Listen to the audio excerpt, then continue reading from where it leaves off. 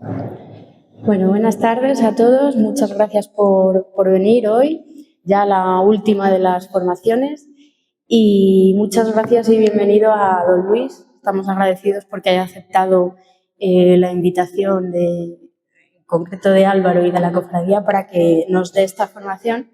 Una formación de 3 días que tenemos que decir que ha sido cosa suya, porque en las distintas visitas pastorales y en las reuniones que tuvimos las cofradías con nuestro arzobispo, pues sí que nos animó a que nos formáramos, a que supiéramos pues un poco dónde estamos parados, que si somos cofradía es porque somos cristianos y que tendríamos que conocer más o menos, pues por lo menos las nociones básicas que pues de lo que conlleva pertenecer a una cofradía. Sí que es verdad que nos dijo que teníamos que ser las juntas directivas las primeras que nos formáramos y bueno, pues entendimos que podíamos abrirlo a todos los cofrades y ampliarlo para que así pues fuera un trabajo conjunto. Y bueno, yo creo que don Luis no necesita presentación, todos le conocemos, yo no me quiero extender mucho más porque hoy nos va a hablar de liturgia, que creo que es algo que deberíamos conocer todos. Conocemos más o menos los ritos cristianos, pero igual no sabemos el porqué y me incluyo entre ellas. Así que seguro que hoy va a aportar luz a todas esas cosas que se nos escapan. Así que no sé si Álvaro quiere decir algo o directamente le pasamos la palabra a don Luis. Yo voy a nada más a apuntar una cosa que seguramente a Luis, que es nuestro pastor, le va a hacer especial ilusión.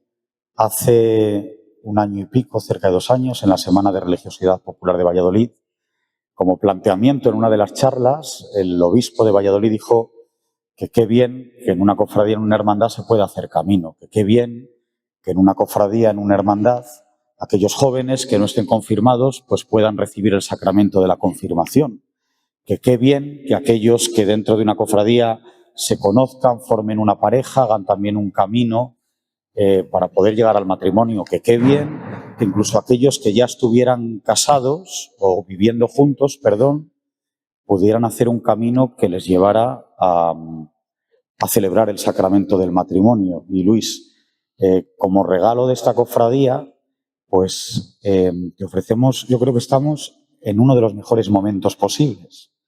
Aquí hay un grupo de jóvenes que se está preparando para la confirmación, otros han sido padres recientemente, van a bautizar a su hijo que va a ser cofrade, hay un grupillo de jóvenes que se hace cargo de las horas santas de los viernes y asiste y anima a la celebración de la Eucaristía del domingo, y creo que es el camino que nos pides, que tantas veces pues has dicho que formaba parte del ser de una cofradía. Así que acogemos con gusto tu palabra, sabiendo que muchas de las cosas, pues por suerte ya las cumplimos y te las regalamos. Muy bien, voy a ponerme de pie porque así nos vemos y ya está. Yo quiero con vosotros esta tarde hacerme y contestar a 3 preguntas. ¿Por qué celebramos el domingo? Sería la primera pregunta. ¿Quiénes celebramos el domingo? Sería la segunda pregunta. ¿Y cómo esto está relacionado con celebrar la Semana Santa, ser cofradía, participar en una parroquia? Sería la tercera cuestión, la tercera pregunta. Empecemos por el principio. Primera pregunta. ¿Por qué celebramos el domingo? El por qué lleva detrás de sí el qué celebramos el domingo. En primer lugar, decir domingo, nosotros ahora enseguida decimos Día del Señor, pero otra expresión de este nombre que se conserva en las lenguas anglosajonas, Sunday, Sonntag, nos habla del día del sol, como el lunes el día de la luna, como martes el día de Marte, la diosa de la guerra, y miércoles de Mercurio, y jueves de Júpiter, y viernes de Venus. El sábado ya enlaza con la tradición judía, es el Sabbat, que antes de ser Sabbat era el día del descanso de Dios después de la creación. En realidad, es bueno que caigamos en la cuenta de que somos viajeros en el tiempo y que siendo viajeros en el tiempo por esta galaxia, habitamos en un lugar pequeño, concreto, en el tiempo y en el espacio. Y desde ahí los hombres y mujeres de todos los tiempos y de todos los sitios han tratado de dar significado al paso de los días. Por eso lo de nombrarles, igual que pasa con los meses. Los meses los romanos le empezaban por marzo, también vinculado a Marte. Después incluso con algunos meses hicieron homenaje a sus emperadores, Julio, por Julio César, agosto, por Octavio Augusto. Y luego con los meses terminados en bre, pues claro, no se les ocurría otra forma de nombrar que decir el séptimo mes, septiembre, el octavo, octubre, el noveno, noviembre y el décimo, diciembre. Pero Julio, Augusto, además de dar a uno de los meses su nombre y a otro el de Augusto para que no se molestara, pues vio que aquello no cuadraba bien, que la división en 10 meses, bueno, que cada año era un barullo, porque no se ajustaba al ritmo solar, ¿no? Y entonces aparecieron 2 meses nuevos que tenían que ver con Jano, January, enero, también una divinidad de la época, y con febrero y unos cultos de purificación que hacían en esa época del año. El cosmos en el que vivimos, la sucesión de los días, de los meses, de las estaciones. Aquí hay chavales jóvenes, ¿no? Hay otros que sois adultos, otros mayores. El viaje por la galaxia va dejando huella en nuestro propio cuerpo. Pero no solamente es un viaje mecánico, cósmico, sino que es un viaje histórico. Hacemos en el tiempo, en el ejercicio de nuestra libertad, con nuestras relaciones, se va haciendo la historia. Bien. La historia de un sitio como este, como Medina del Campo, con sus peripecias, con sus épocas distintas, con sus momentos de esplendor, con las huellas que incluso en la propia arquitectura ha dejado el paso de la historia. Y en medio de todo esto, los creyentes descubrimos el paso de Dios.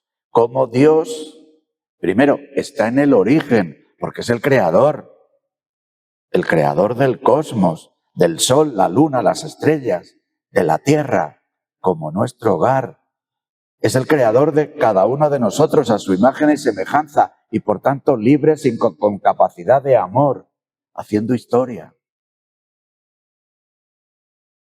Y en medio de esa historia ocurre algo dramático, sorprendente, desde el origen. Desde el origen aparece un conflicto que está marcado por la desobediencia al plan de Dios, por la lucha por las cosas y por el homicidio, el asesinato. Dios entra en la historia y nos recuerda que tiene un plan y que Él no se rinde a pesar de la condición humana. Y sería una alianza que nos es fácil de recordar. porque en realidad, aunque la ofrecen unas tablas de piedra, está escrita en el corazón. A que todos llevamos escrito en el corazón, no quiero que me roben. A que todos llevamos escrito en el corazón, no quiero que me digan mentiras. A que todos llevamos escrito en el corazón, no quiero que alguien a quien amo me sea infiel. Lo tenemos apuntado en el corazón, pero a pesar de estar apuntado en el corazón, se nos olvida. Y Dios sella una alianza y lo pone delante de nosotros. No matarás, no robarás, no dirás mentiras. Pero no le basta al Señor con ofrecer unas tablas y recordar lo que está escrito dentro, sino que quiere hacer una alianza de en medio de toda la humanidad con un pueblo para manifestarle a ese pueblo con el que sella la alianza lo que quiere para todos. Y elige un pueblo, y para eso no se le ocurre otra cosa que agrupar a 12 tribus de la época. Y forma un pueblo. Y con este pueblo vive unas peripecias de amores y rechazos. La alianza, la esclavitud, la liberación, los profetas, los jueces, los reyes. Y así va caminando la historia. Con este pueblo que va tomando una forma especial, vive un acontecimiento que va a ser decisivo para Israel. La liberación de Egipto. Y ese acontecimiento es tan grande, el paso del Mar Rojo por el que se hace concreta la liberación es tan importante que entonces todos los años celebran ese acontecimiento. Es la Pascua. Es la Pascua. ¿Recuerdan cómo ese día por la mañana, mejor en la noche antes, habían matado un cordero? Le habían comido deprisa, habían hecho las maletas. Con la sangre del cordero habían puesto un sello en la puerta. Y salieron deprisa. Atravesaron el río, el mar. Y luego, cuando el faraón, que les había dejado salir, pero se arrepintió enseguida, fue con sus caballos y carretas a por ellos, pasó lo que pasó. Israel celebra desde entonces ese día como un acontecimiento fundacional. Es la Pascua, es el paso del Señor por nuestras vidas, es la experiencia de liberación, que luego a lo largo de la historia van a tener que vivir y renovar. Bueno, podríamos decir que Dios ve que con Israel las cosas no dan más de sí. Y toma una iniciativa sorprendente, que es enviar al Hijo. En realidad ya se hablaba del envío del Hijo a lo largo de toda la historia de Israel, sobre todo por los profetas. Isaías habla de una virgen, del Emmanuel, de que vendrá un rey, que se establecerá la justicia. Y Jesús toma nuestra propia carne. Ya sabemos la vida de Jesús, cómo sale a los caminos, cómo anuncia la buena noticia de que Dios nos quiere, cómo nos propone un camino bienaventurado. Nos invita a amarnos unos a otros, nos habla de perdón, pero al mismo tiempo que habla, hace. Y cura, con una curación sorprendente que tiene siempre esta misma regla. Jesús cura de dentro a fuera. Tus pecados te son perdonados, anda, camina. Tu fe te ha salvado, anda, no peques más. A través de estos gestos, él dice, tengo fuerza y poder para devolver la vista a algunos, porque puedo perdonaros los pecados a todos y ofreceros una nueva manera de mirar a todos. Jesús sigue avanzando y camina hacia Jerusalén. Y en Jerusalén es detenido, es sentenciado, condenado a muerte, es ejecutado, entra en el sepulcro y al tercer día resucita. Los cristianos, aquellos que todavía no se llamaban así, los 12 que se quedaron en 11, los 72, algunas mujeres, María y sus amigas, poco más de 100, viven en Pentecostés un acontecimiento sorprendente. Reciben el Espíritu Santo. Y al recibir el Espíritu Santo, lo que era miedo se hace audacia. Lo que era estar encerrado se hace salir. Lo que había sido traición y negación se hace testimonio, anunciando a Jesús y dando la vida por Él. Y así, desde entonces, desde el primer tiempo, como Jesús había resucitado en la mañana del domingo, que entonces pasa a ser el primer día de la semana, pues entonces los cristianos se reúnen el domingo ¿a qué? A hacer aquello que Jesús les había dicho justo cuando entra en la cruz, en la muerte por nosotros y resucita. Lo que había sido un gesto de anticipación de su entrega, tomad y comed mi cuerpo por vosotros, se va a realizar para aquellas primeras comunidades en reunirse, ¿dónde? En las casas. Claro, aquellos primeros cristianos no tenían iglesias, se reúnen en sus casas, porque además aquellos primeros, fijaros, tenían dos procedencias. En Jerusalén y alrededores eran todos judíos.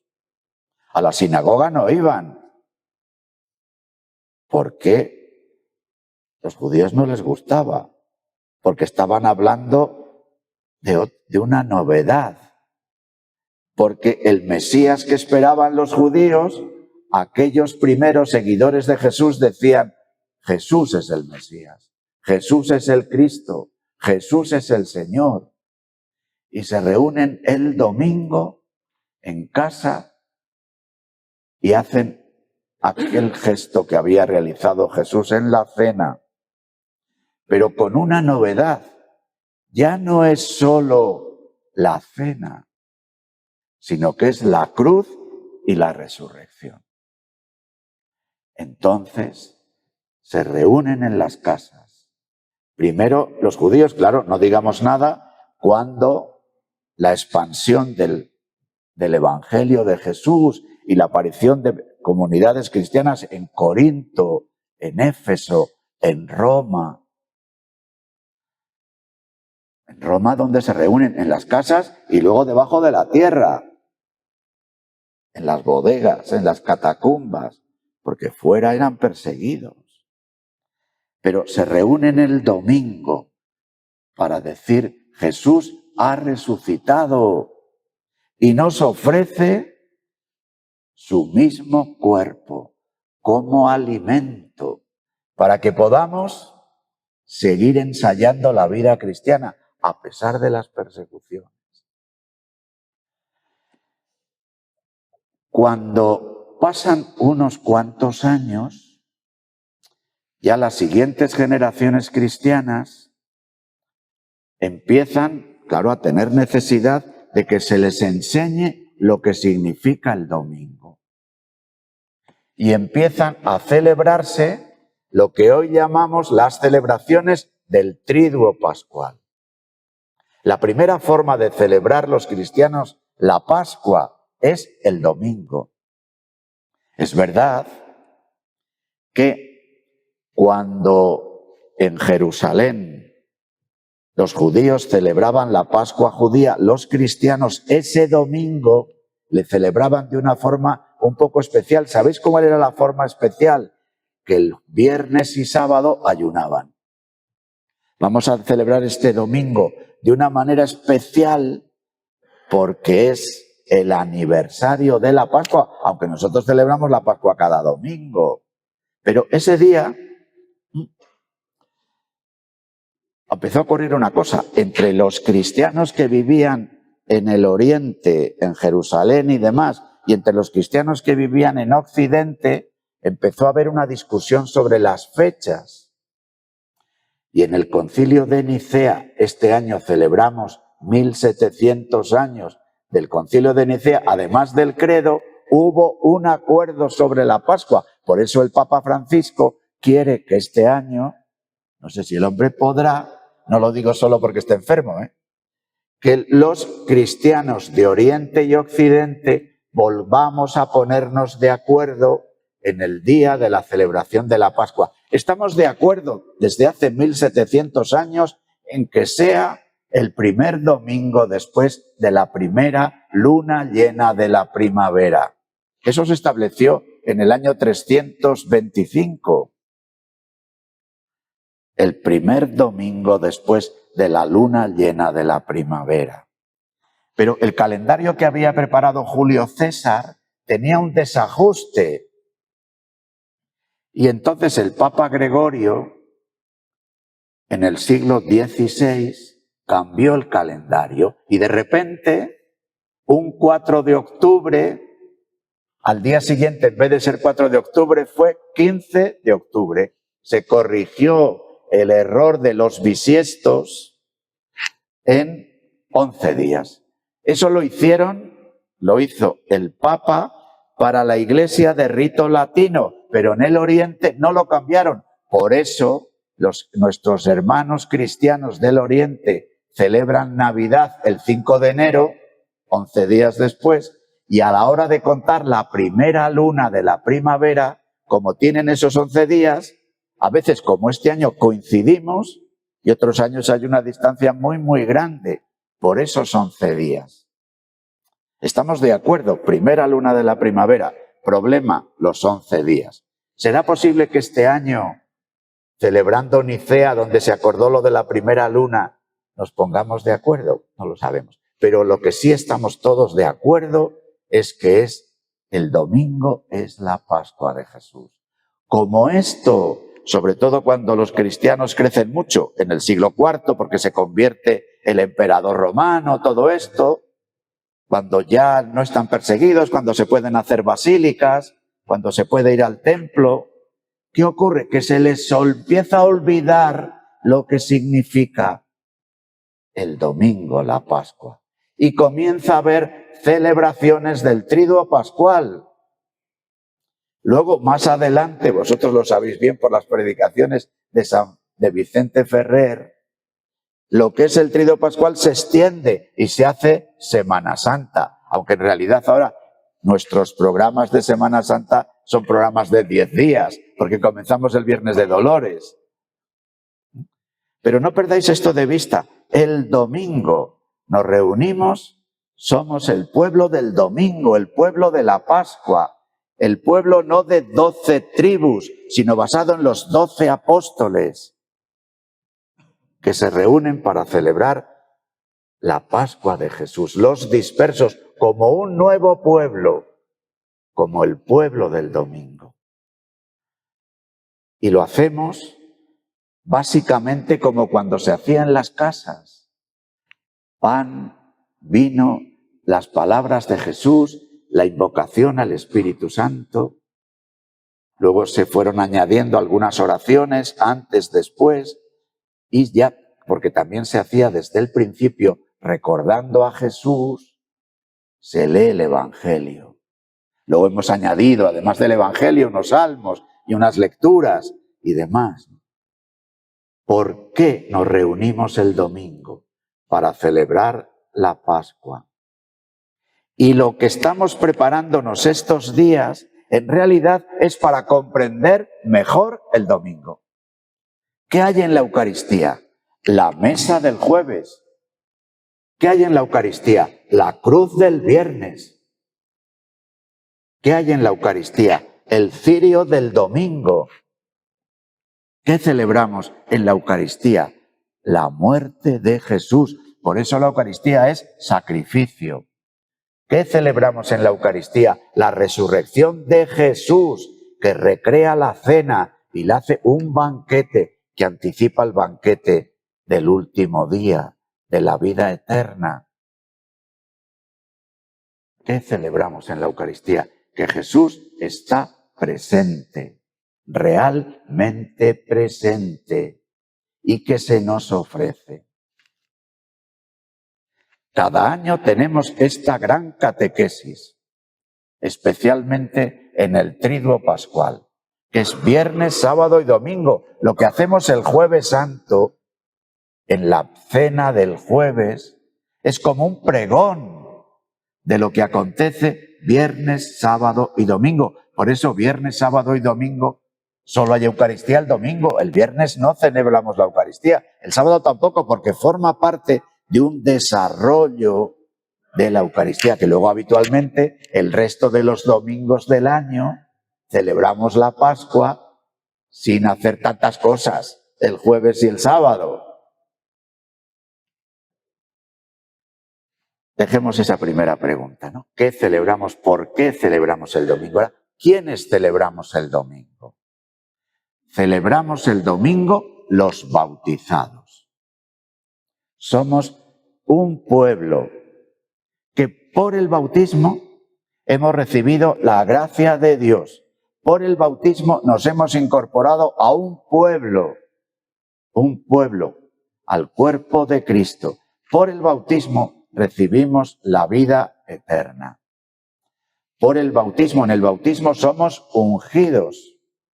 Por eso el bautismo está muy unido a la confirmación, y a confirmación al bautismo. En realidad, a la pregunta de quiénes celebramos la Eucaristía del domingo tendría que haber respondido los bautizados y confirmados.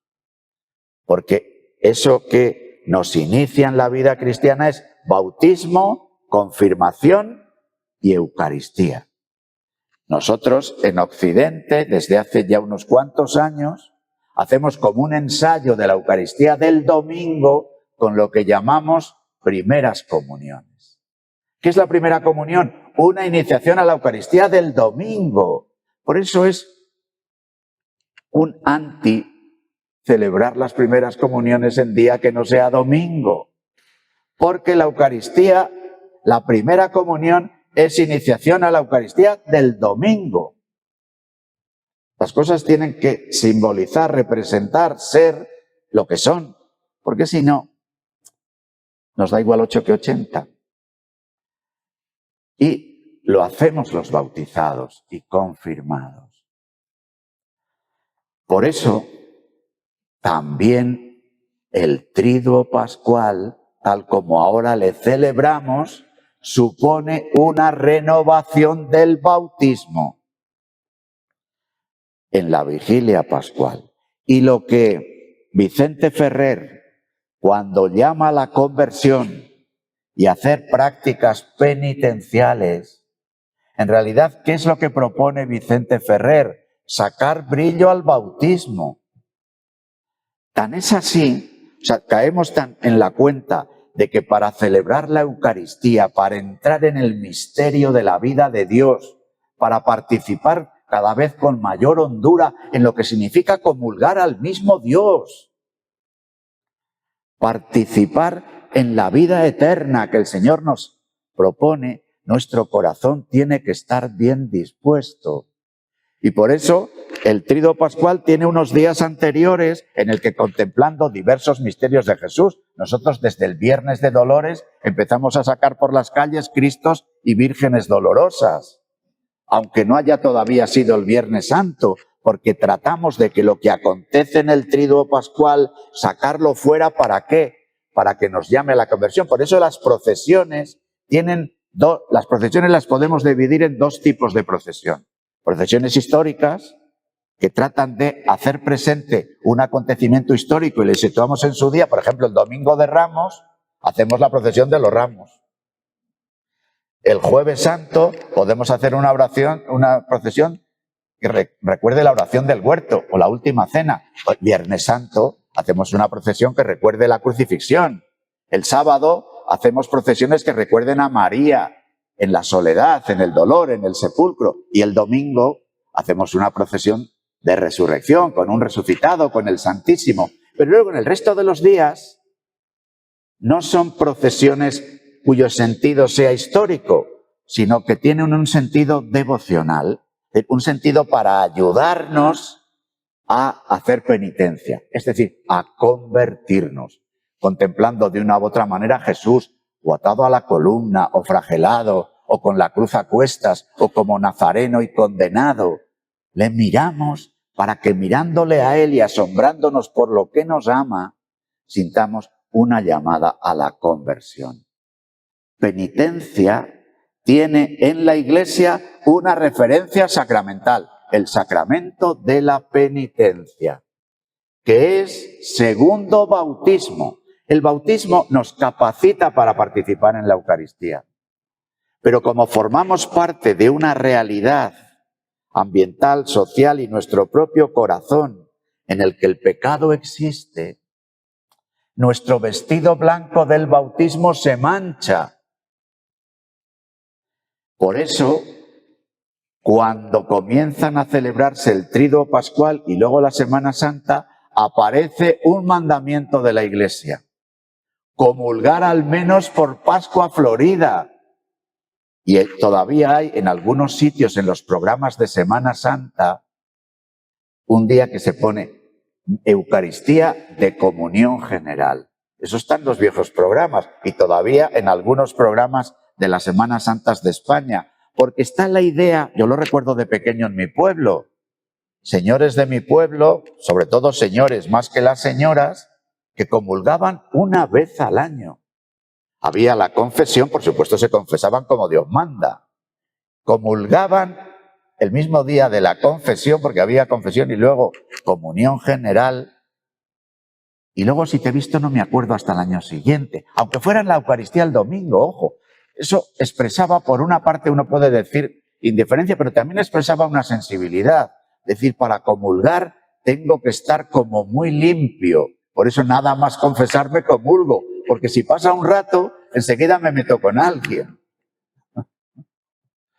Entonces, fijaros esto, nosotros lo hemos ensanchado tanto, dándole importancia, que no solamente fue Tríduo Pascual y Semana Santa, sino que fue Tríduo Pascual, Semana Santa y Cuaresma, para que ya desde el miércoles de ceniza conviértete y cree en el Evangelio. Y a lo largo del tiempo de Cuaresma vamos escuchando relatos del Evangelio, sobre todo en el llamado ciclo A, en el que se recrea la iniciación cristiana.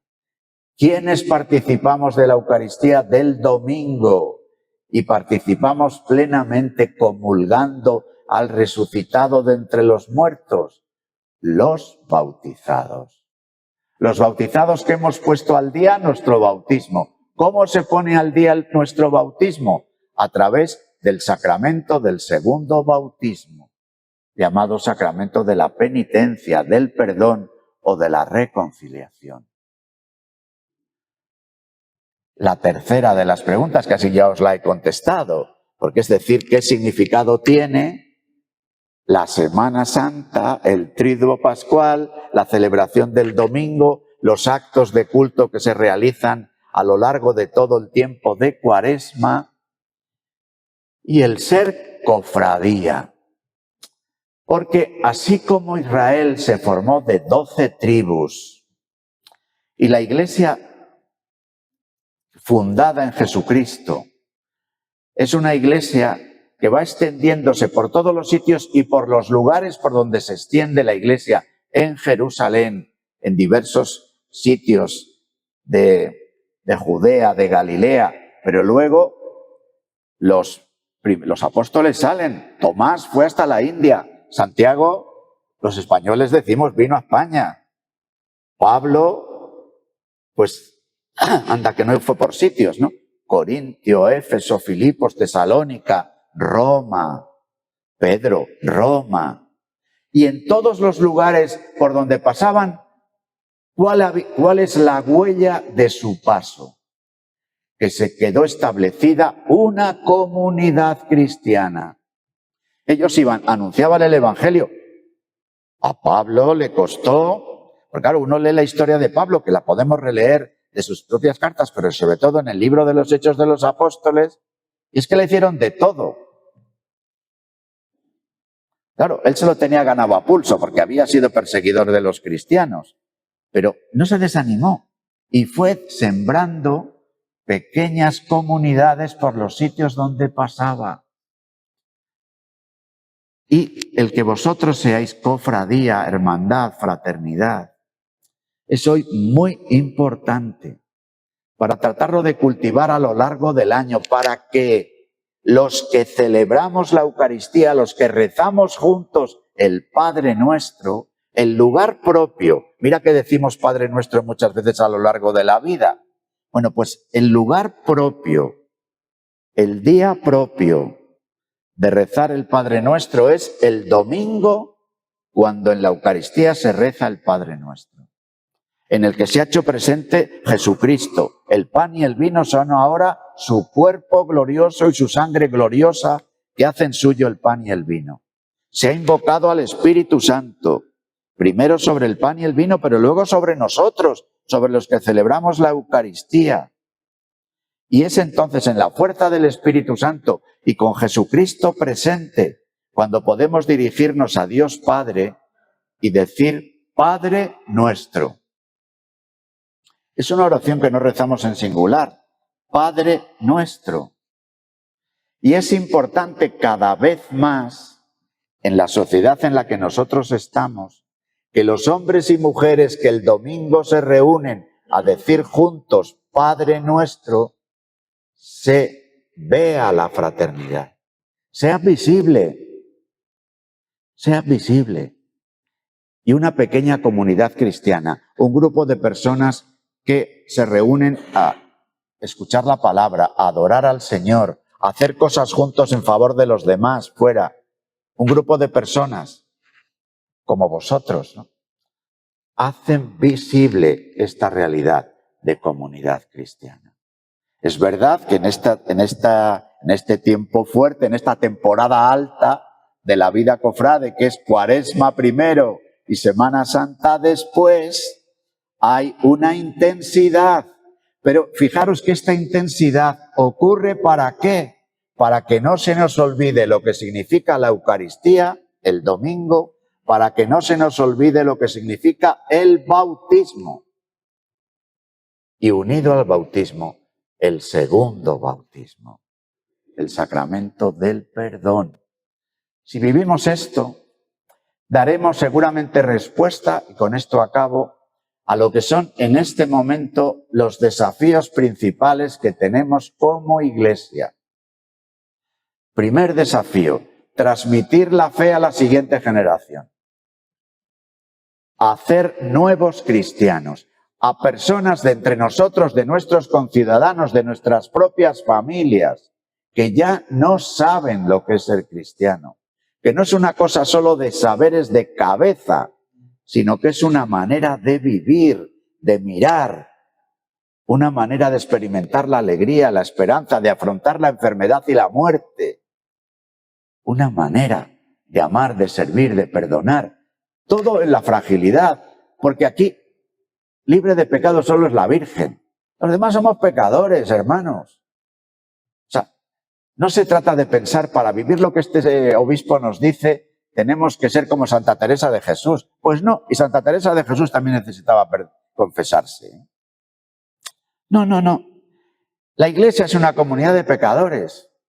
La Iglesia es para gente como nosotros, en el que vamos poco a poco aprendiendo a ensanchar el nosotros, a perdonar alguna vez, no siempre perdonamos,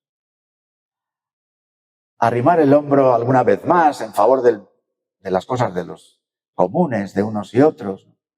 Lo vamos aprendiendo y tenemos este gran desafío. Cómo anunciar hoy el Evangelio y hacer nuevos cristianos. Porque ¿qué es una parroquia? Es un lugar donde hay pila del bautismo y altar donde el domingo se convoca a la celebración de la Eucaristía. Y esto es lo que ahora, en la Semana Santa, sacamos brillo. Cada año en la Semana Santa encendemos un nuevo cirio pascual. Le ponemos, fijaros dónde se pone el cirio pascual en la liturgia de la Iglesia. Se pone al lado de la pila del bautismo en los bautismos. Se pone al lado del féretro en los entierros. Y en los días de Pascua le tenemos encendido los 50 días de Pascua para decir es la celebración, pero fuera de los días de Pascua, ¿cuándo sacamos el cirio pascual? En los bautismos y en los entierros. Hablándonos de lo que Jesucristo resucitado nos ofrece. En el bautismo la vida nueva que perdona los pecados. Y la vida eterna, que en el momento de la muerte, para encender nuestra esperanza ante el mayor fracaso de la vida, que es morirse, sin embargo decimos, Jesús ha resucitado. Entonces, este es un desafío grande. Segundo desafío, ¿cómo vivimos el domingo? Porque el domingo vive hoy el desafío del fin de semana, de los horarios laborales, de la organización de los trabajos, que es un barullo. Entonces, encontrarnos como pueblo y luego esas dos cosas, hacerlas visibles hacia afuera de dos maneras. Uno, con nuestro testimonio de fraternidad y con nuestro testimonio de caridad, dirigida a las personas que más puedan necesitar esa caridad. Porque están solos, porque están enfermos, porque pasan situaciones económicas complicadas, por lo que sea.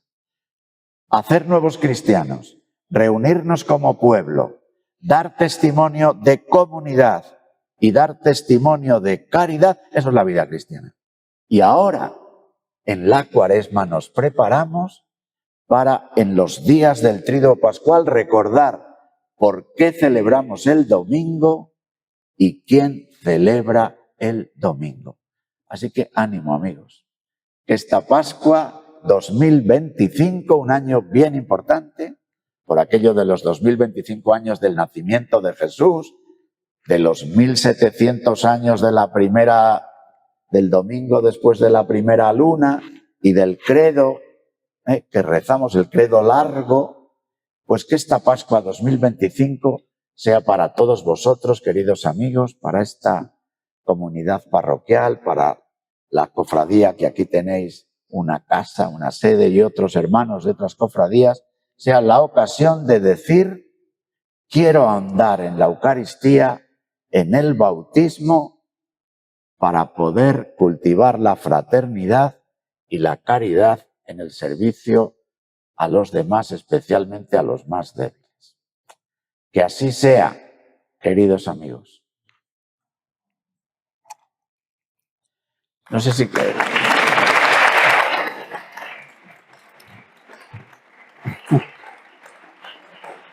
Muy bien.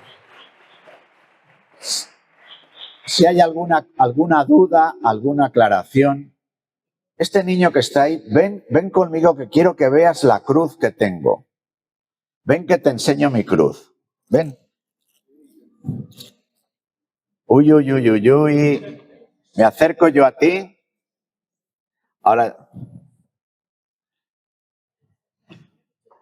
Bueno, pues como tenemos aquí unos amigos, a ver qué veis en la cruz.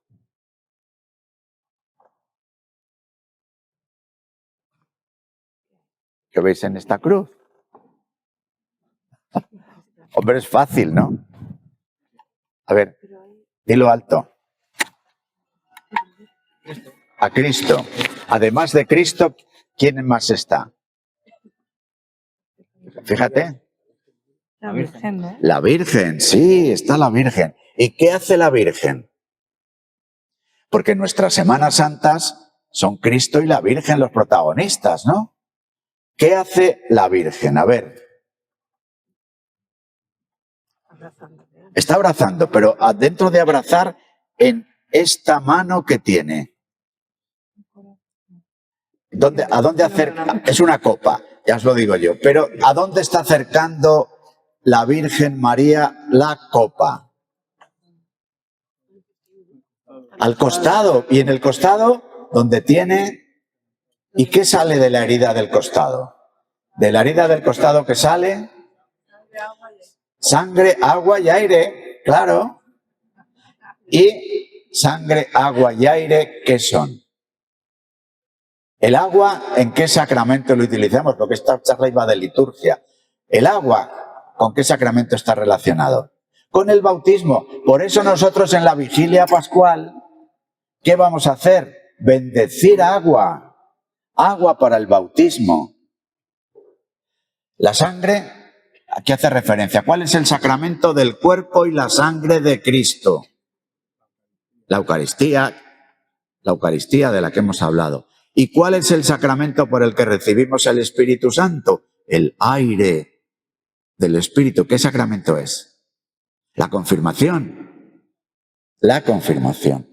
Luego, bautismo, confirmación, Eucaristía, nos hacen participar de la vida de Jesús.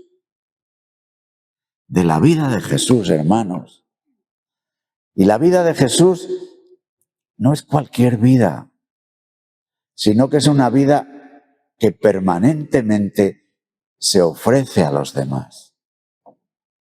Es la vida de Jesús, que de una forma sorprendente, porque nunca uno sale de su asombro,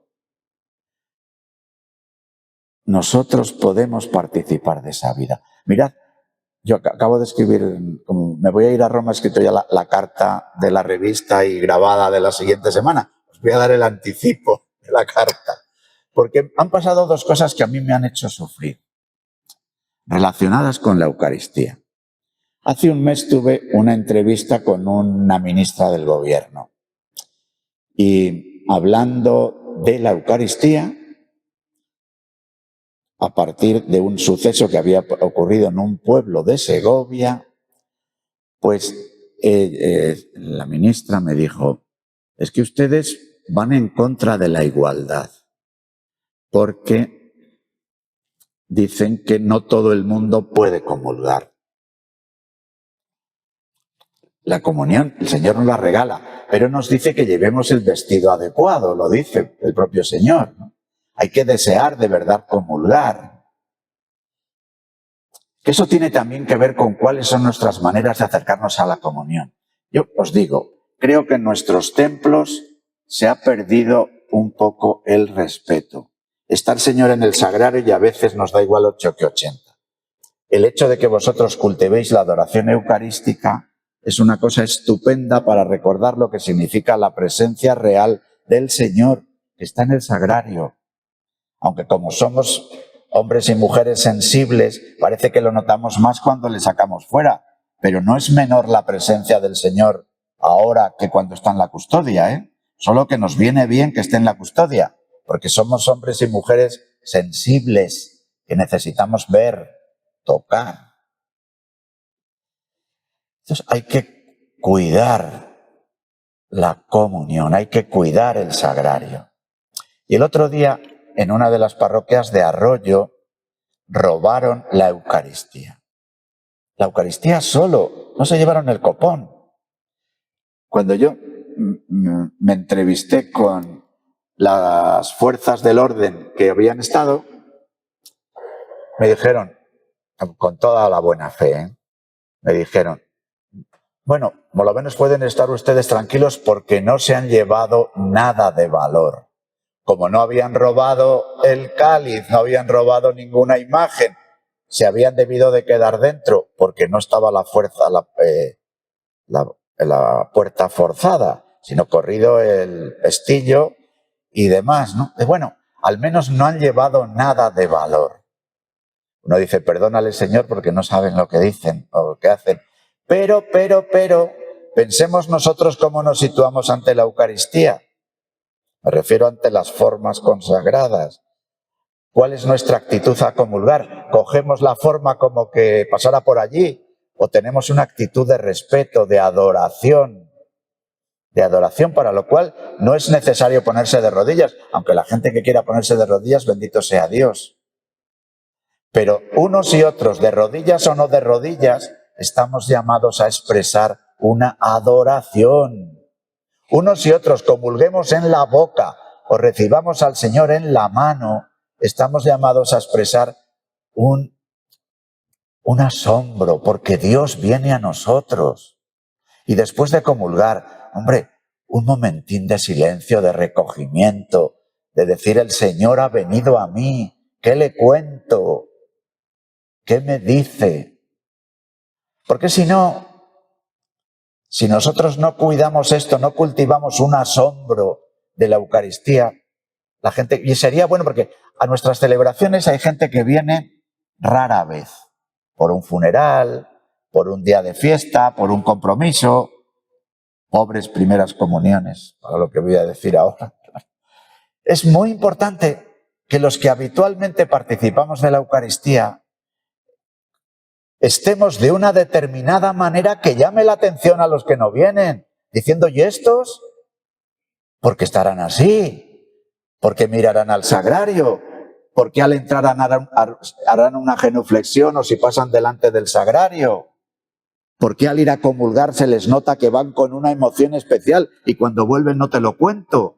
Porque si no, ¿me entendéis lo que os digo? Y yo algunos días lo hago mal, ¿eh? O sea, que yo algunos días celebro la Eucaristía y lo hago con el piloto automático. O sea, que no estoy queriendo decir que todos seamos todos los días Santa Teresita de Lisieux, que no somos así, pero que se nos vea como que tenemos esa tensión, ¿no? Como que queremos hacerlo.